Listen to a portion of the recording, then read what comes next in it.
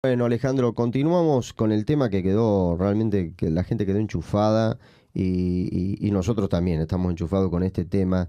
Pero bueno, para los que se lo escuchan por primera vez este tema, vamos a dar un pequeño resumen de lo que es coherencia cardíaca.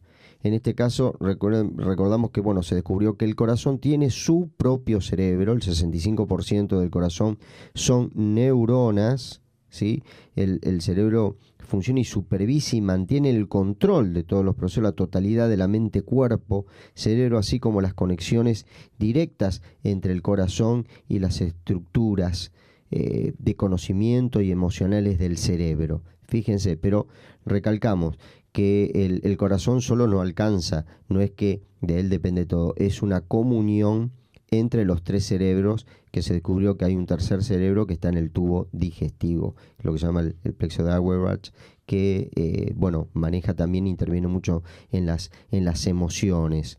Pero esta coherencia cardíaca, se descubrió también que el corazón es una estructura glandular endocrina, ¿sí? Muy importante en el cuerpo, y también las hormonas afectan lo que es la relación cuerpo-mente. El cerebro produce unos 2,5 vatios de energía eléctrica en cada pulsación.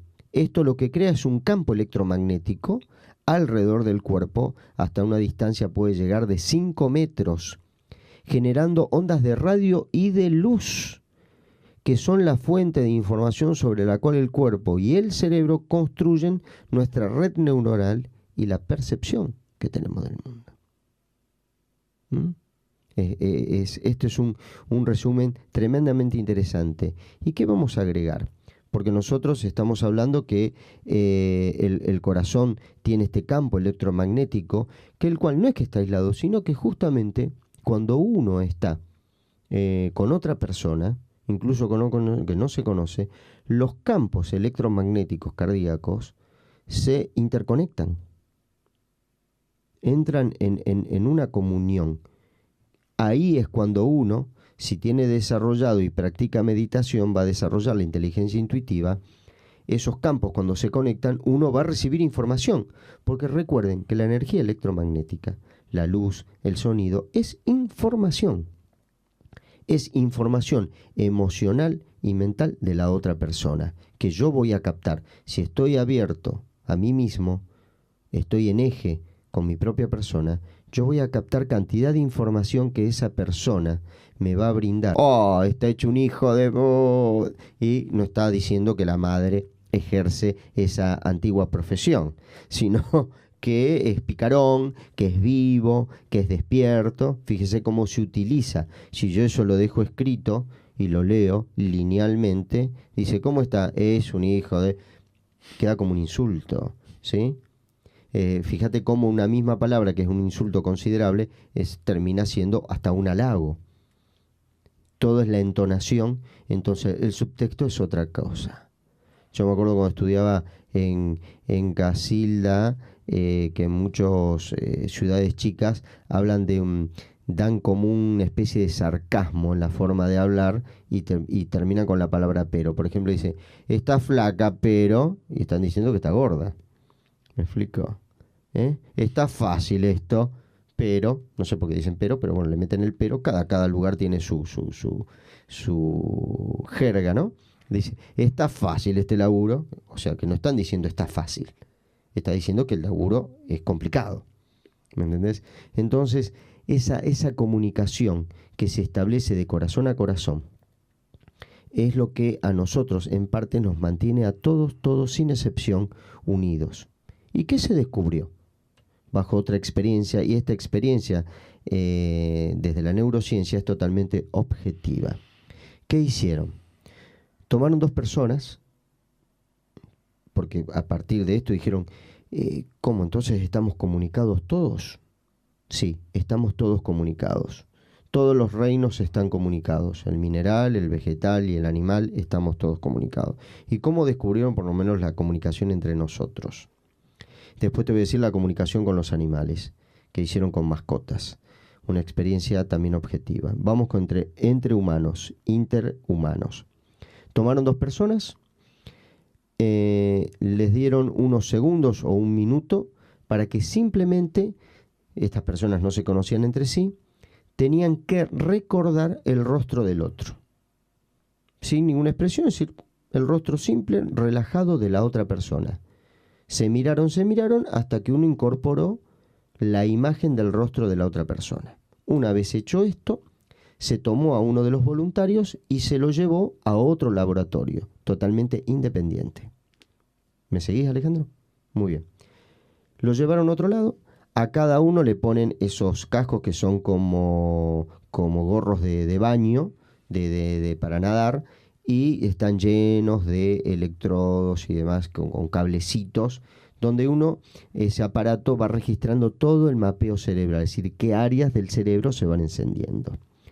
A uno y solamente a uno, en el momento, dan la orden que en ese preciso instante cada uno empiece a pensar en el otro, en el rostro del otro, en la imagen de la otra persona, los dos al mismo tiempo.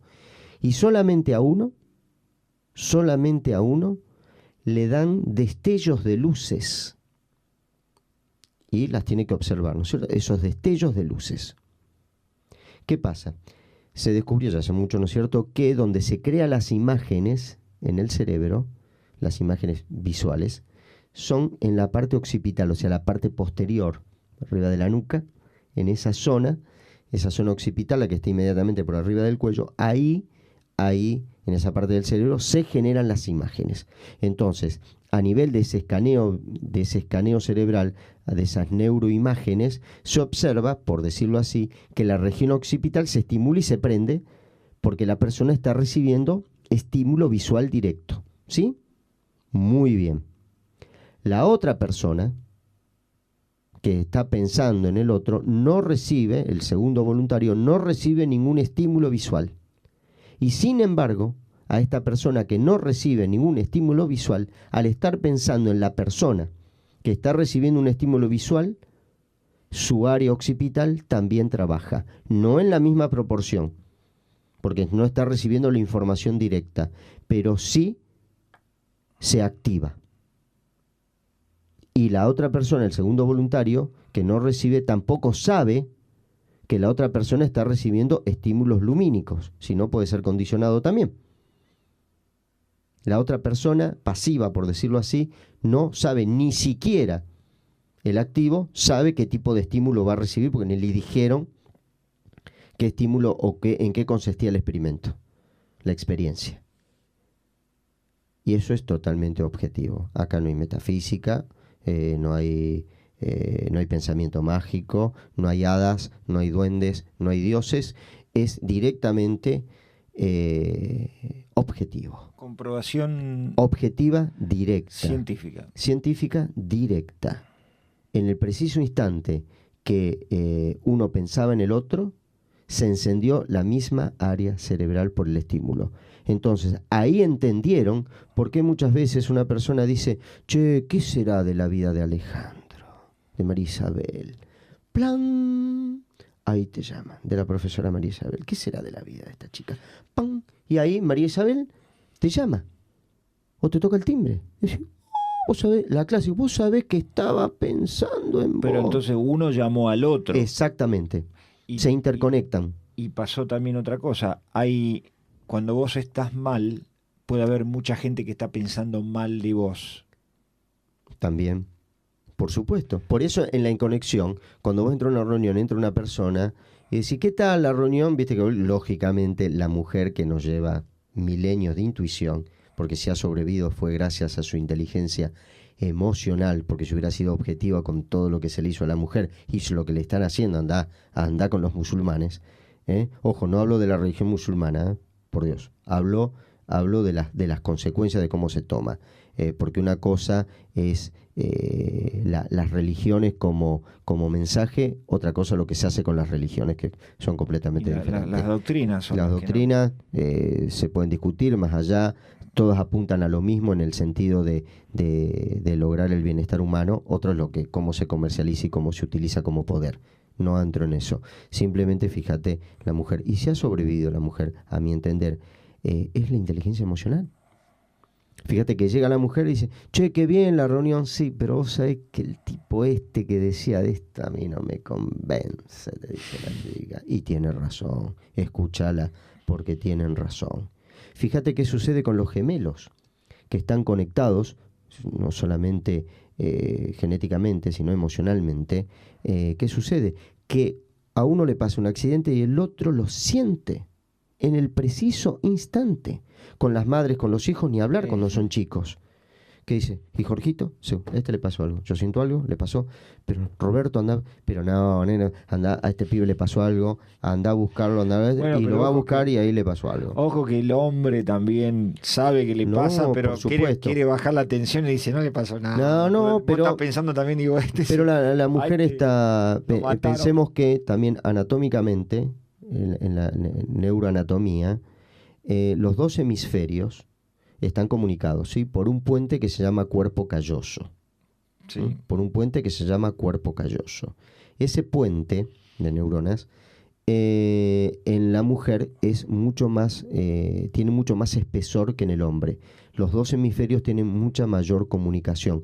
O sea que el hemisferio derecho, que es emocional, lógicamente todo es el yin y el yang, todos tienen un poco del otro, y el izquierdo, que es el analítico, están mucho más conectados. En el hombre, el cuerpo calloso es más chico, de alguna manera también nos ayuda a nosotros, el hombre, a crear tabiques en nuestro cerebro donde cada cosita tiene su lugar. En la mujer el universo es mucho más amplio, por eso puede hacer varias cosas al mismo tiempo y el hombre no. Me están haciendo señales acá. No Está sé. la profesora no María sé. Isabel que ha ingresado al estudio y no sé, está haciendo señales. No sé si de aprobación. La habrá llamado que- el colibrí, porque no no te sé. mostraba, viste que te mostraba en el Apareció jardín. un colibrí. Nosotros tenemos Comunicamos jardín que en nos la apareció radio. un colibrí a través del jardín. Sí, sí. Exacto. No, viene Pero al instante apareció la profesora María sí, Isabel. viste, Impresionante. hacía mucho que no venía de Es un visita el mensaje. colibrí. Es un Porque mensaje, es un mensaje, es un te mensaje. digo que el colibrí venía seguido y dejó de venir hace un tiempito. Sí. Y ahora parece que volvió. Bueno, en el bloque que sigue vamos a ver la conexión que tenemos con los animales, con nuestras mascotas. Pero lo prometido, ¿qué pasa? ¿Cómo estamos? Acá demostramos cómo la ciencia descubrió que estamos interconectados emocionalmente y es objetivo. ¿Qué pasa con los animales? ¿Qué prueba se hizo con las mascotas? Se sabe, muchas veces han comentado, che, ¿cómo viste el Cookie? ¿Cómo sabe cuando vuelve el dueño? Entonces, ¿cómo investigaron esto? Si lo presiente o simplemente distingue un ruido característico que el humano no lo puede captar y el animal sí. Recuerden que bueno, la capacidad auditiva que tiene un animal es como 500.000 veces más superior a un ser humano. Yo recuerdo que entre otras cosas, las habilidades que yo tengo, soy médico veterinario dedicado a la cirugía. Y bueno, este tema también me ha interesado mucho. Voy a dar dos pautas de todo esto con respecto a las mascotas. Se hizo la siguiente experiencia. Se dejaron cámaras, porque ponerle electrodos al perro un casquito para que se quede es bastante difícil. Entonces simplemente pusieron cámaras en la casa. El dueño se va, al dueño se le entrega un sobre en el cual tiene que abrir en un determinado momento. O sea que ni el dueño, porque para una prueba científica los protagonistas no tienen que estar al tanto de nada para no sentir un estímulo previo, ¿sí? Entonces, en un determinado momento, abre el sobre con una orden que le dice, por ejemplo, vuelva a la casa en bicicleta, vuelva a la casa caminando, vuelva a la casa de una manera determinada en tal tiempo que está totalmente fuera de eje de la rutina diaria de cuando vuelve a la casa. En el momento que el dueño o el tutor, porque a veces nosotros en veterinaria estamos cambiando hacia la palabra tutor, porque dueño es uno es dueño del celular, es dueño de una licuadora. No sé si hasta qué punto somos dueños de un ser. No creo que seamos dueños, somos tutores, es como ser dueño de los hijos. No somos dueños de una persona o de una esposa o de un marido. Mi esposa, mi. Pasa lamentablemente que en nuestro idioma hay un solo mi para todo. Hay un mí para las cosas y un mí para las personas o los seres. Tendría que haber un mí para seres y un mí para objetos. El tema es que en el preciso instante que el tutor del animal o tutora decide volver a la casa, ya notan en un porcentaje muy grande, no en todas las mascotas, pero en un porcentaje grande de las mascotas, que empieza a inquietarse. Si estaba enroscado durmiendo, empieza a mover una orejita, la otra orejita, se para, empieza a caminar con cierta inquietud, y cuando ya el dueño se acerca en distancia, se va trasladando hacia la puerta o toma la actitud de bienvenida. Y está más inquieto porque algo no le cierra, porque está volviendo en ese tiempo que normalmente no tiene por qué volver. Y eso con un porcentaje muy, muy, muy, muy grande. Muy, muy grande. Y lo segundo, o sea que eso está medido objetivamente, no es que lo hicieron con una mascota y le salió de casualidad. Lo hicieron con una cantidad importantísima de mascotas que tenían esa actitud. Yo me acuerdo, y ahora entiendo por qué, en aquel entonces no lo sabía. Yo tenía una perrita, una mestiza de cocker, muy introvertida, pero un bichito inteligente. Por ejemplo, yo tenía mis días que la baña me veía salir con la toalla, porque en el tiempo ese no se llevaba la peluquería ni nada de esas cosas, no estaban tan humanizados los bichitos. Me veía salir con la toalla, el equipo de baño, y rajaba para la cucha, no la sacaba ni con un guinche. No le gustaba, entonces ya me veía la actitud. Y por ejemplo, me pasaba, pero me pasó muchas veces, salía a la mañana, me gustaba tomar mate con ella en el patio, y salía, ella venía porque sabía que si yo salía con el equipo de mate había algún bizcocho, había algo dando para masticar, y se venía. Y de la nada, ni yo sabía sinceramente lo que iba a pensar. Decía, mentalmente, ¿no? Un pensamiento decía, che, qué lindo día para bañarla. No terminaba de decirlo, que me miraba, bajaba las orejas y se metía en la cucha. Porque no quería. No quería, y yo ni siquiera había salido con la intención ni con ningún otro objeto que implique la posibilidad de bañarla. Simplemente se me ocurrió pensar en bañarla. Y la perra salió corriendo. Bueno, estamos conectados. Estamos conectados. Las plantas también están conectadas. Se hicieron las experiencias con plantas a las cuales plantas se las tratan, no ni mal ni bien, sino que se les habla, se les pone música, nos quedamos un rato acariciando las hojas y demás, crecen en forma diferente, mejor y con mayor brillo, mayor belleza que una planta que solamente se la riega. Que solamente se la riega. Se hicieron experiencias en cultivos con meditadores y cultivos, hay una gran diferencia. Una vuelta contaba en calidad, menor menor parásitos, menor cantidad, mejor crecimiento, sí. Me acuerdo un caso de que una persona tenía un pequeño viñedo y bueno, al estudiar, al enterarse que la música ayudaba a las plantas, bueno, puso altavoces. Tenía un viñedo chiquitito para cada tantas plantas y les pasaba música clásica ligera, música agradable, y le ayudó muchísimo con las plantas. Estamos todos interconectados. Y otra conexión que lamentablemente es negativa es lo que se llama síndrome de simpatía en los animales, que el animal está tan humanizado y tan interconectado y cumple una función ya hoy por hoy en muchos casos de sostén emocional de la persona, que terminan repitiendo sobre todo el tema cáncer, la misma patología que el dueño en el mismo lugar. Yo como cirujano, que es mi especialidad, es lo único que me dedico hace 32 años, lo he visto muchísimas veces. Muchísimas veces. Uno de los últimos casos que operé era una perrita con un tumor de tiroides, lamentablemente muy avanzado. Y le pregunto, porque ya tengo la costumbre de preguntar, tener mi propia estadística, si alguien en la familia sufría de tiroides, y esta era una perra ovejera que no tiene tampoco antecedentes, así que no es como una raza tiroidea, Sí. por decirlo así. Y me dice, ¿antecedentes? Sí, dice, mi mujer, mis 2 hijos y yo. Los 4 integrantes de la familia con Tenían. problemas tiroideos. La perra terminó. Y le Con digo, cáncer de y le tiroides. pregunté si había conflictos en la familia, no entré en detalle, porque imagínate, mi posición de veterinario no corresponde. Obvio. Pero bueno, daba la cierta confianza y me dijeron que sí. Y bueno, ese síndrome de simpatía significa converger en el dolor.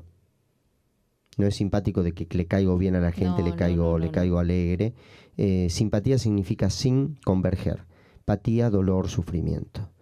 El animal en su soledad, porque no está con sus congéneres, con su propia especie, comparte el espacio con nosotros, se humaniza y termina absorbiendo esa energía, Tal cual. esa coherencia cardíaca que deja de ser coherente, sino que se transforma en corazones emocionalmente heridos.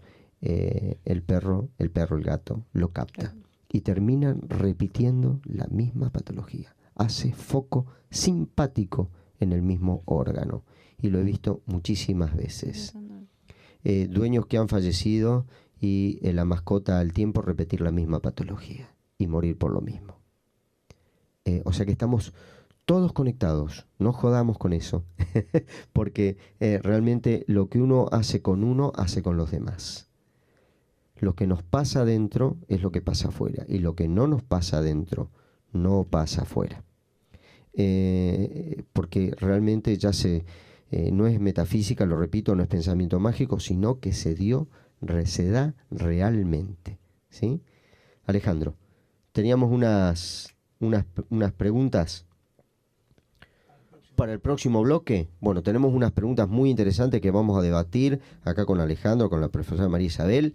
Y vamos a ver esto, pero luego siempre de un tema musical. Muchísimas gracias, no se me vayan, quédense sentaditos ahí, que vienen las preguntas, por favor. Bueno, seguimos, Alejandro, a ver, tirame una pregunta.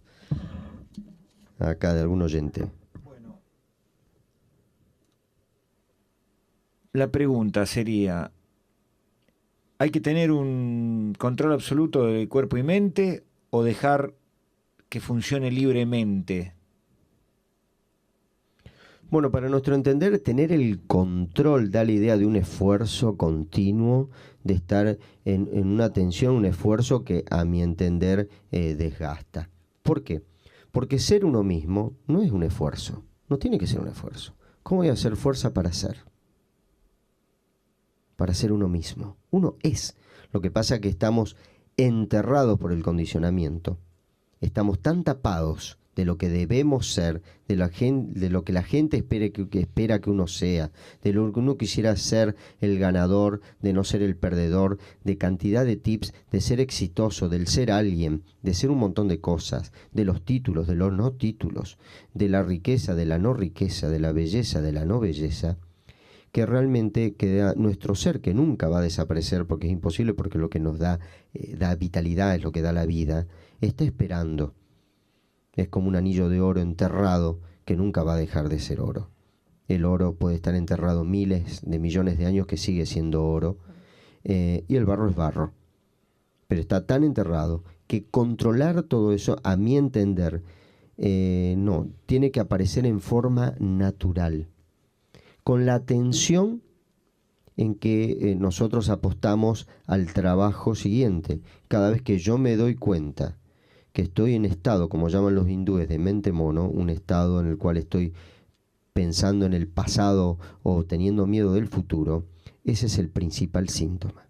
Cuando ustedes se dan cuenta de que están pensando pavadas del pasado, gente que me dejó, el negocio que no funcionó, mi primera novia que me dejó a los 12 años y todavía no lo superé, mi papá que me dijo no te quiero y hace 40 años que se murió, etcétera, etcétera, etcétera, etcétera, etcétera. En cuanto me doy cuenta que estoy en el pasado, ese es el gran síntoma que tengo que estar atento. Simplemente estar atento, darme cuenta, entonces vuelvo al presente. Es un trabajo de granito de arena por granito de arena. Estoy en el presente. ¿Cómo? Simplemente voy a mis 5 sentidos. Primero lo objetivo, que a lo que estamos más acostumbrados. A ver, a escuchar. Y luego aplico mi inteligencia emocional en eso que estoy desarrollando. Estoy desayunando, desayuno. Cuando me baño, me baño. A veces uno se está bañando con muchas personas. Uno se está bañando con ex jefes, jefas, se está bañando con ex parejas, ¿sí? Y entonces no es un baño, eso ya es otra cosita, ¿sí? Porque uno tiene la cabeza en otra cosa. No es una orgía, es una orgía que es una orgía mental. ¿Cuántos somos en la ducha? Después vamos a desayunar y no estoy desayunando conmigo, estoy desayunando con el jefe o con mi socio que lo voy a ver en unas horas y ya estoy desayunando con él y peleando por el negocio. No estamos solos. Aquí es una introspección. Cada vez que me doy cuenta que estoy en ese estado, que me estoy duchando y no me estoy duchando solo, que estoy desayunando y no estoy desayunando, que estoy caminando y estoy caminando con un montón de gente hablando al mismo tiempo.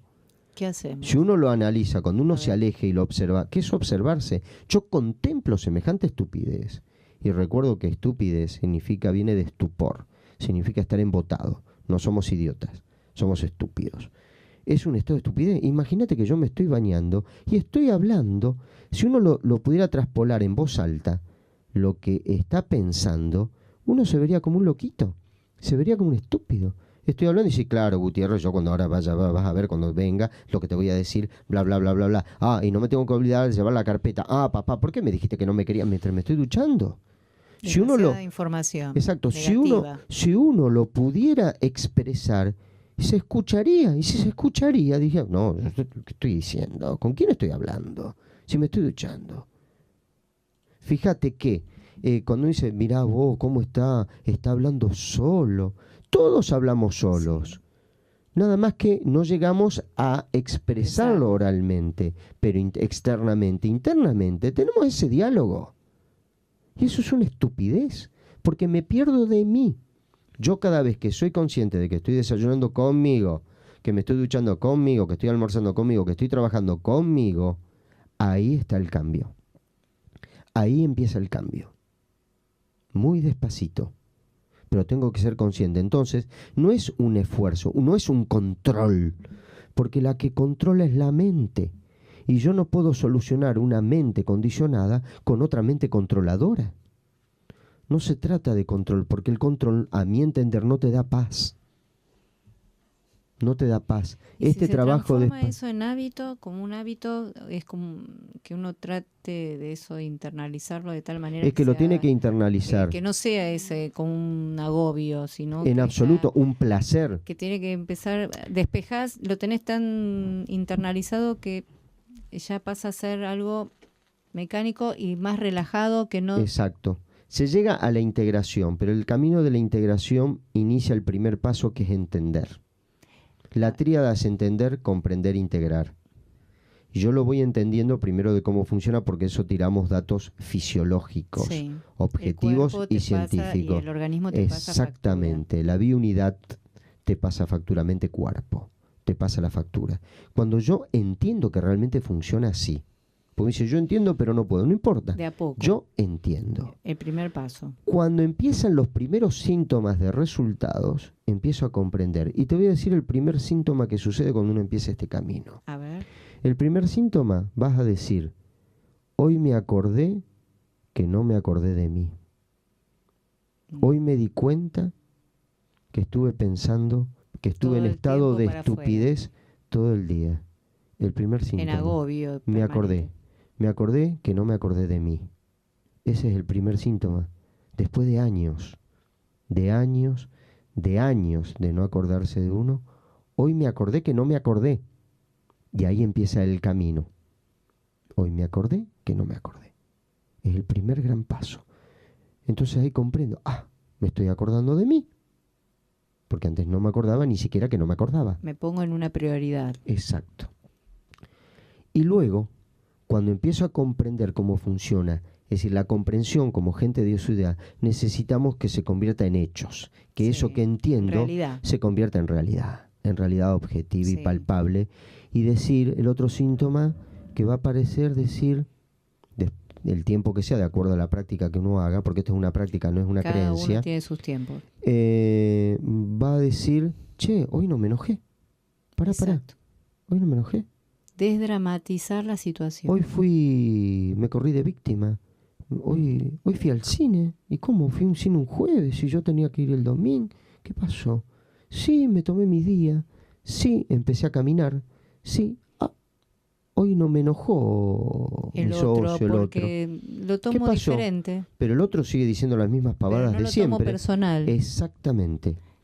El tema que nosotros manejamos, que es el ADP, aceptación, desapego, perdón.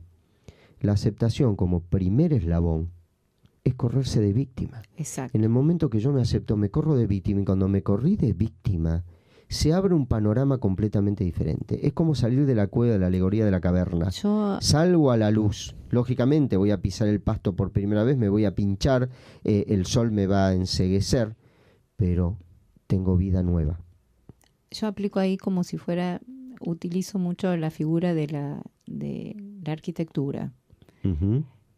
Y a casi todos que me hablan con algún problema así, les digo que apliqué la arquitectura y lo miro al problema o a los problemas como si fuera en un plano, Una perspectiva. en una perspectiva, desde otro punto de vista, que no sea el mío. Es mi problema, pero yo lo despersonalizo. Exacto. Entonces me es más sencillo resolverlo porque lo aplico como si fuera de otro. Porque es más fácil decir al otro, Eso es contemplar. bueno, Eso es vos contemplar. lo llamás contemplar. Contemplo. ¿Por qué? A nuestro entender, uno no es su título. Uno no está más allá de lo que hace y de lo que tiene. Que utilice a través del título, del oficio, de lo que sea, porque lógicamente tenemos que vivir, tenemos que comer y demás, eso Sí. no cabe discusión. Pero uno en sí, como ser, está más allá de todo eso. El ser está más allá de la biunidad mente-cuerpo. La mente-cuerpo lo utilizamos para ser, para tener, porque necesitamos, para poder tener experiencias para el propio ser. El ser necesita, estamos acá para tener experiencias físicas, objetivas, de todo tipo. Sí. ¿Sí? Pero está a su vez más allá, es espectador. Porque cuando uno descubre que el buscador era lo buscado, que el observador es lo observado, exactamente lo que vos dijiste sucede. Yo estoy viendo estos roles que yo tengo. Yo estoy más allá de mis propios roles. Yo estoy más allá de mi rol de papá, de mi rol de pareja, de mi rol de amigo. Estoy más allá. Porque esos son roles que vienen a aportarme a mí la experiencia para evolucionar. Pero ¿qué nos tiene que aportar ahora, Alejandro? Seguimos. Entonces, bueno, habíamos quedado en el tema, tomo las palabras de María Isabel, que ella se aleja y ve el problema como si fuera de otro. Y es una forma, eso es contemplar, yo estoy totalmente de acuerdo. Verme realmente fuera de mí, en el sentido, en forma neutra. Cuando me corro de víctima es que me veo de esa manera. Entonces veo cómo yo participé, cómo fui partener. Entonces yo dejo de juzgar. Porque si yo fui partener, doy un ejemplo. A ver. Yo manejo un auto en el cual llevo delincuentes al banco, los cuales van a asaltar el banco, y luego los llevo al lugar que me dijeron. Me contrataron para eso. ¿Sí? Entonces, yo, cuando la policía nos descubre, nos mete a todos presos, por supuesto. Sí. Y yo digo, no, yo no. Yo solo. No. Ellos robaron, yo no robé el banco. Sí, no robaste, pero participaste. Sí. Está bien, vos no agarraste la ametralladora, ellos fueron los victimarios. Pero te Vos cabía que sos un las pobre mismas infeliz. consecuencias. Vos no te dabas cuenta que llevaban, ¿para qué te crees que llevan las ametralladoras, los antifaces y las bolsas con el signo pesos para cargarlas? ¿Qué te creías que iban a hacer una fiesta de disfraces dentro del banco, en horario bancario? Seguro que sí. No, y yo no, la verdad no, a mí me llamaron para que los lleve a tal lado al banco, los espere y después saliera corriendo a velocidad estrepitosa y que no parara si la policía no. Ellos me dijeron eso, yo soy un pobre infeliz, tururú, tururú, mu, mu, mu, mu, mu, Sí. pedazo de estúpido, sabías que llevaba. Una vez que uno se aleja, se ve. Si yo participé, entonces ¿por qué voy a condenar a eso? Yo formé parte, una pequeña parte. Pero no agarré la ametralladora, no amenacé a nadie, no hice nada, pero facilité para que todo eso Me cabe la sucediera. misma. Si yo facilité para que un socio hiciera conmigo con el negocio lo que quisiera, me doy cuenta que lo facilité. Cuando yo facilité en mis relaciones lo que he facilitado, yo tengo mi parte.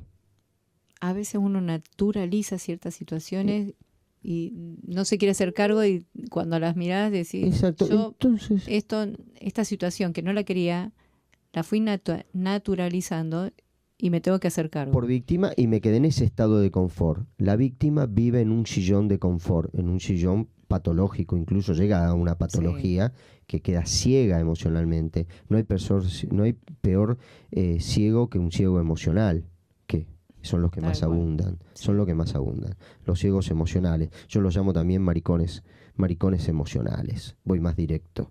El ceguero Fuerte emocional, eso. sí, hay cantidad de maricones y mariconas emocionales. Yo creo que abundan, que da calambre. Y al correrse de víctima se te habla un panorama. Porque esa persona que se comportó de la manera que se comportó, y yo también fui chofer, ¿me explico el ejemplo? No sé si Sí. viene bien ese ejemplo del banco. Yo fui chofer. Esa persona, cuando uno la analiza, lo que hizo, lo hizo, pero tampoco la pasó bien. Porque ahora está en cana. Ahora perdió lo que perdió. En apariencia ganó, no ganó, otro estúpido. Y nos damos cuenta que ese, el que agarró la metralladora, es otro estúpido. Lo que hizo, ¿por qué hizo? No fue su ser, fue también su condicionamiento. No por esto estoy diciendo que en caso de extremo no requiera la justicia, no requiera lo que tenga que requerir, Obvio. o uno no pueda seguir con esa sociedad, con esa relación. Pero no significa que si yo rompo esa relación porque no puedo seguir, yo quedo en estado de víctima y el que me jodió la vida fue el victimario el resto de mi vida. Claro. No. Se puede terminar la sociedad, puede decir, mira, yo entiendo que no estamos bien en el negocio, no somos compatibles, se termina, pero no por eso. Es un enemigo. Es un enemigo y lo voy a declarar. En la pareja lo mismo, en la relación padres e hijos lo mismo, en todas las relaciones. La aventura de aceptarse es la aventura de correrse de víctima. Y entonces ve todo desde otra óptica. Para mí hay que hacerse cargo. Absolutamente.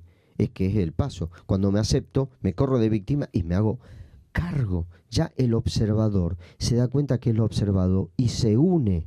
No Se echarle la une. culpa de lo que me pasa al otro. Ahí empieza un primer nacimiento, un segundo nacimiento. Uno es el nacimiento físico a este planeta. Y después hay muchos nacimientos. Cada vez que una persona da un salto evolutivo tendría que festejar el verdadero cumpleaños. Fíjate, María Isabel, qué curioso, hay una tribu, creo que ya desaparecida. Yo recomiendo que lean un libro que se llaman Voces del Desierto, de Morgan, la doctora Morgan. Es una, llámese, está en PDF, incluso lo pueden bajar. Es una doctora que trabajaba creo que para la ONU o para la OMS, Organización Mundial de la Salud, y trabajó mucho con aborígenes australianos, sobre todo los aborígenes que se querían instalar en la ciudad y eran totalmente dejados de lado, rechazados y demás, y esta mujer hizo mucho. Entonces los aborígenes que no estaban en la ciudad decidieron rendirle un homenaje, y a esta mujer, para hacerla corta, se la llevaron al desierto, y lo que vivió esta mujer 3 meses, lean el libro, porque Adelantarnos algo. fue la vida, un hecho real de su vida, y estoy hablando de una doctora de la OMS, o sea, no estoy hablando de una médica bruja, que la respeto totalmente, de una fábula, sino de un hecho totalmente objetivo. Y entre lo que desarrollaban estos aborígenes, ellos conocían sus propios dones, porque todos tenemos dones, a veces nos vamos sin conocerlos, ¿no? Exacto.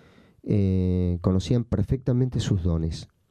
Y cada vez que uno reconocía que su don había evolucionado, o sea, estaba por ejemplo el que contaba historias, estaba el mejor cocinero, estaba el mejor rastreador, etcétera, etcétera. Cuando descubría que había mejorado su capacidad, su don, le avisaba al resto del grupo y hacían una fiesta. Ahí festejaban el cumpleaños. El Muy renacer. bueno. Porque cada vez que uno mejora evolutivamente, y Hay que festejárselo. el trabajo de parto es justamente salir del condicionamiento. El salirse de víctima es un trabajo de parto. Enorme. Enorme. Pero muy bueno. Pero te libera absolutamente de Te todo. saca la mochila. Te saca el mochilón de encima. Es un trabajo de parto porque habíamos respirado por otros, habíamos respirado en forma artificial, y cuando se abren los pulmones, cuando el aparato digestivo empieza a funcionar por primera vez, eso duele. Es como un bebé. Hay cólicos, el chico llora porque los Duele, pulmones pero se abren de después muy golpe, gratificante. pero después es que es la verdadera vida. A eso venimos, a evolucionar. Venimos a ser felices, pero el camino hacia esa felicidad interna, que es un estado que no te lo da nada ni nadie, no esperen, mis queridos oyentes, mi querida María Isabel, que alguien te haga feliz, porque estás al horno. Alguien te puede dar felicidad. Los objetos, las personas dan, pero no hacen. Pero lo que hace muy bien, muy bien. Cierre el programa 24 del 20 del 11 del 16. Bueno, Alejandro, mira, nos han llegado un montón de preguntas y realmente vamos a tener que seguir con estos temas el programa que viene. La verdad que no me esperaba esta recepción con este tema. Uno va tirando temas, pero este tema pegó bastante. Lo vamos a seguir, Coherencia Cardíaca, tratando el programa que viene, porque bueno, ven la proyección que tiene el corazón, ven la proyección que tienen las emociones. Y vamos para un final de año, aparte que viene todo esto se potencia. Lo que también me pidieron, lo que leí el cuentito el último domingo, lo voy a leer de nuevo, y bueno, lo voy a leer las veces que me lo pidan, ¿no es cierto? Desde ya. Pero acá va este cuento sufí que dice: el discípulo le pregunta al maestro, ¿qué es lo más divertido de los seres humanos? El sabio respondió: piensan siempre lo contrario. Ejemplo: tienen apuro por crecer y después lamentan la infancia perdida. Pierden la salud para tener dinero y después pierden el dinero para tener salud. Piensan tan ansiosamente en el futuro que descuidan el presente y así no viven ni en el presente ni en el futuro. Viven como si no fueran a morir nunca y mueren como si no hubiesen vivido. Alguien dijo, qué curioso, ¿no? El ser humano. Nacer no pide, vivir no sabe, morir no quiere. Somos muy curiosos realmente, somos un acertijo. Pero acá tratamos de devanar este ovillo. Gente, los quiero mucho. Acá nos despedimos, Quique Marín se despide. Nos despedimos a Alejandro Bianchi y a la profe María Isabel, que hoy nos acompañó en un programa. Y será hasta la próxima. Disfruten, denle al presente, sí o sí. Anulen esta mente mono, córranse de la víctima y realmente van a ver la vida tal cual es. Dejen de ser estúpidos y denle para adelante. Beso grande.